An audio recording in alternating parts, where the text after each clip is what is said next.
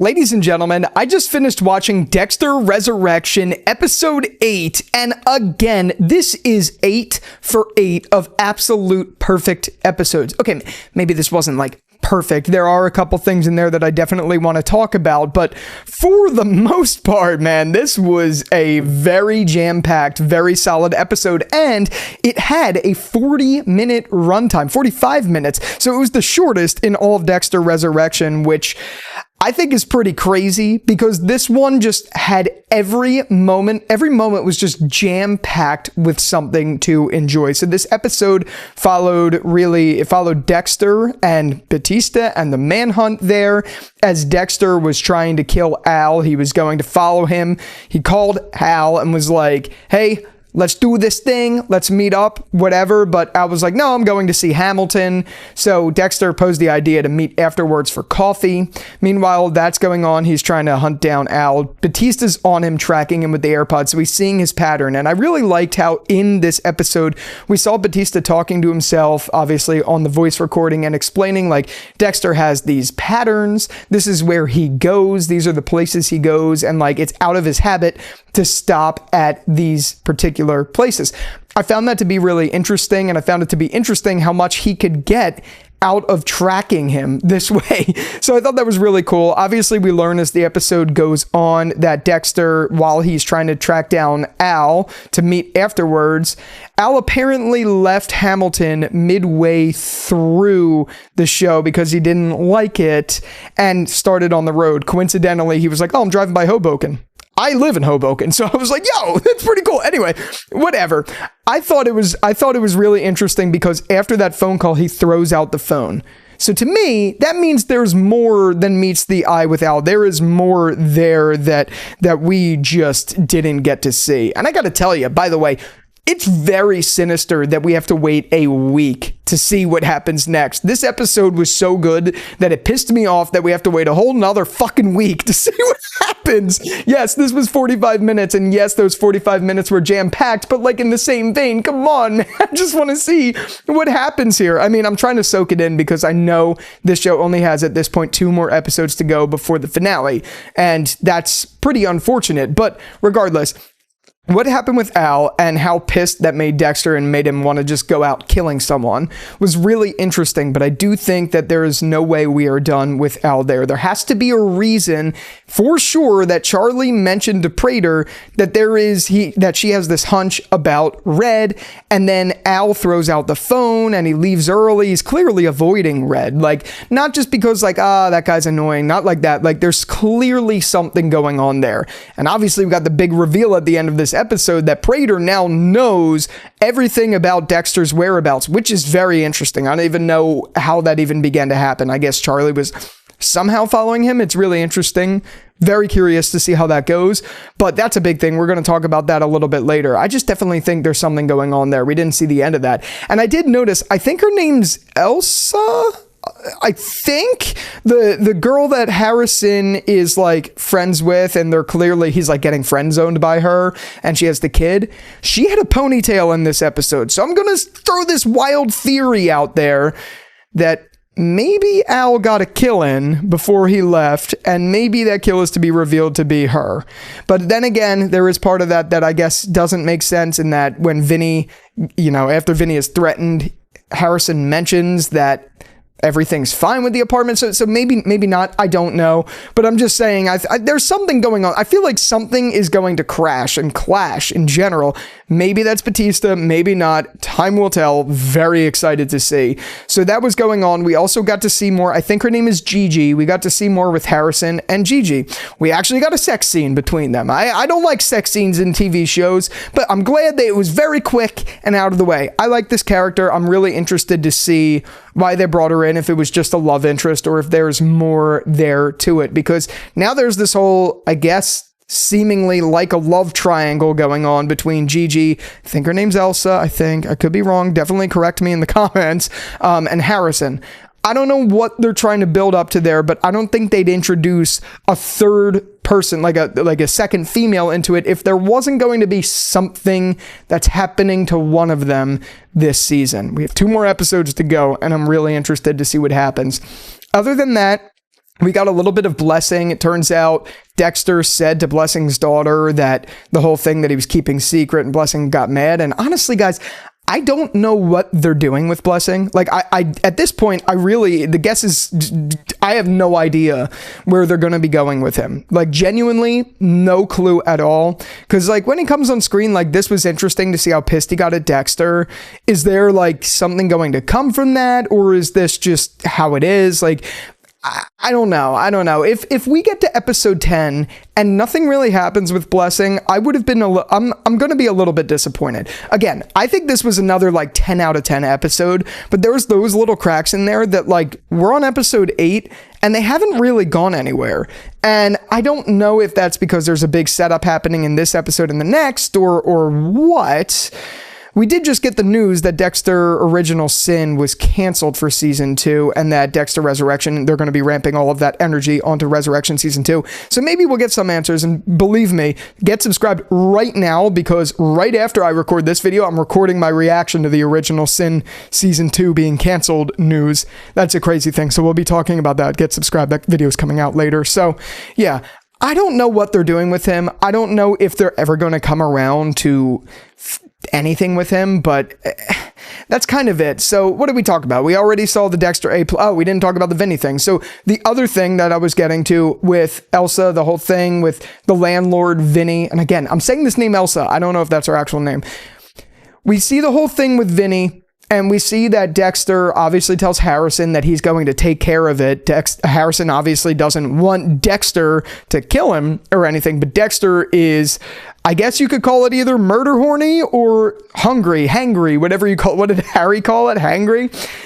I guess he was, so he chased down Vinny, which was interesting to see because that's Bobby Bacala, and even though I didn't finish The Sopranos, I love Bobby, so it's really interesting to see Steve Sciarippa is in the show, and he actually was on a kill table. I thought that was genuinely awesome to see, but I thought it was very interesting where that led. So obviously, when he gets Vinny on the kill table, Batista's also tracking him, and Batista comes in right as Dexter, with his pantyhose like this, is about to kill Vinny. I don't know that he was actually about to kill Vinny. I think he was probably not. I genuinely think he was just going to put a scare in him and do all of that. But I don't know. There's also the side where he did look into him. He did hurt people. So maybe he would have.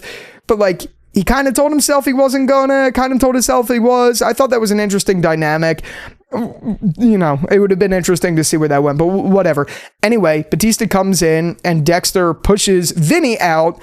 Vinny like tackles Batista on the way out the door, and then obviously Dexter's gone. So that was an interesting development, but I guess this is my other negative of the episode is when it came to Batista going into the kill room, seeing the kill room, realizing it was definitely Dexter, and he knows it, like he's a smart detective. He knows it, but then he calls Claudette. And like, I see people online saying right now that Dexter did a really good job of outsmarting Batista, but like, Batista already also like did a bad job of explaining himself. And also, while we're on this topic, I know it comes a little bit later. After, I'll just say this, after he explains himself and after Claudette and her partner don't believe him, we cut to a scene where Claudette calls Joey Quinn, which is always great to see Quinn, but she cuts to Joey Quinn, and then it made me think about it. Why the fuck would Batista retire when he's going out to manhunt Dexter? It just doesn't make sense. Like, I don't know what they're doing. And the one thing with that is Claudette is clearly skeptical, and clearly we saw the trailer for episode 9. I don't know if you guys did. I saw the trailer for episode 9 where Claudette's talking to Batista, gives him a cease and desist and says like, you better not do anything else or we'll put you under arrest and all that stuff. But like, why would they have made Batista retire to then go on this career-defining manhunt of Dexter? That doesn't make any sense. No matter how you swing it, no matter how they may try to explain it in the future, now we're in episode 8, this is starting to uncover and all of this, and obviously we're seeing that he's onto something. Batista knows what's happening, but he retired like right before he did this, knowing he'd be going into a new city, knowing if he went into the city, leveraging the fact that he was a captain. Like, wouldn't that come back to bite him? Also, it's a little bit of a plot hole that Claudette didn't realize that sooner and like look him up in the system or anything like that, but whatever. The one thing I will say though, is they clearly hid the rest of that conversation, meaning Claudette and Quinn had a conversation. She puts down the phone like this, but they're still on the phone, and then it cuts to a new scene. So there has to be something more there. My thought is maybe behind the scenes, maybe in something we didn't see, Claudette tells Quinn that Batista was like, she's like, I don't know, like Batista's going after this guy. Do you remember a Dexter Morgan? And that raises Quinn's alarm bells. Maybe we will see something there in episode 9 or 10, and that leads Miami to investigate and reopen the case. Maybe, but like, I just don't understand. I'm not seeing the vision here for why they would put Batista in this situation to begin with. Like, if you think about it, it's stupid on his part. He's a captain of the Miami Homicide Department, up and quits, then goes on a career-defining chase to find someone. Why would he do that? And by the way, not tell anyone that he's doing that. Quinn, Masuka, no one. It genuinely doesn't make sense. I hope that Clyde Phillips and the team have an answer for that, because right now, as I'm watching this, and again, my enjoyment of this episode was still a 10 out of 10, but this is a big hole that I'm like, where are you going with this? Because at least now, I will say this, at least now, if something were to happen to Batista in the next episode or two, at least Quinn knows that Batista's there going after the Bay Harbor Butcher and he might disappear or something like that. That gives me some hope for sure. But like, I'm not understanding the direction there. I don't get it. I don't know where they're going to go with it. The only other detail that I'm thinking of off top of my head that I'd be interested to see is, so clearly Claudette's partner wants to go to the gala that Prater's hosting, and he's pushing for it, all that stuff. I almost said shit and stuff, and like two different words at the same time. Whatever. That's all going on, and he's pushing for Claudette to go. And it's making me think more and more, either he is the Ripper, or he is an informant for Prater, and he's like on Prater's payroll or something like that. I don't know. I don't know where they're going to go with that. I'm really interested to see like what they do with that. They're definitely going to answer this Ripper thing by the end of this season. They have to. I think that's going to be the setup for the next season. I think maybe, I don't know. I don't want to get into theories and all of that, but I'm rambling a lot. And that's because even though there was that big hole with Batista, I do think this was genuinely a really good episode. And then I'm saving the best for last. We didn't even talk about Prater coming in. How the hell did Prater find Dexter? Obviously, I know Charlie, that's her job, all of that stuff. But now this is putting Harrison directly in the line of fire. He knows Harrison's name. I am sure, I'm like almost positive now, Prater has to know that this is Dexter Morgan and not Red. I can't wait to see where that goes, and it sucks. We have to wait a week to find that out. I'm like, genuinely, I'm ecstatic. This was great. And again, yeah, for a 45-minute episode, this was jam-packed, and there's so much to talk about it. So I can't speak highly enough about the show so far.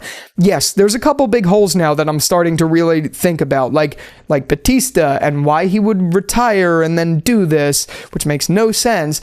And then like Blessing, where it doesn't seem to be going anywhere. Those details, I'm just struggling to see what they're going to do. I have to imagine that it's all going to be worth it and they're going to pay it off. But Dexter does have a history of fucking up the landings. So at this point, the fact that we're 8 episodes in and these things still aren't going anywhere has me a little bit concerned. But this season has been so good that I feel more confident that they're going to give us something good by the time episode 10 rolls around. I hope I'm right about that. I really don't know. But yeah, those are my thoughts. So I definitely want to hear from you. Did you like this episode? Did you hate this episode? Are you somewhere in the middle? Let me know in the comments right under the like button. Be sure to get subscribed because like I said, as soon as I click end on this video, I'm recording my original Sin Season 2 being canceled reaction video, and that'll be out on the channel. So get subscribed to see that as well as 9 and 10's reviews. And I'm going to be doing video essays on Dexter and all of that stuff.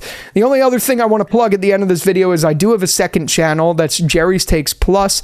I'm going to put a link to it under there. I talk about life. I don't talk about just TV shows. I talk about whatever I want to talk about on that channel. So be sure to get subscribed there. Be sure to follow me on X and Instagram. X, it's Jerry's_takes. Instagram is Jerry's.takes. Don't ask me why there's a difference. And with all that out of the way, thank you again so much for watching this video. And until the next one, I'll talk to you later. Peace out.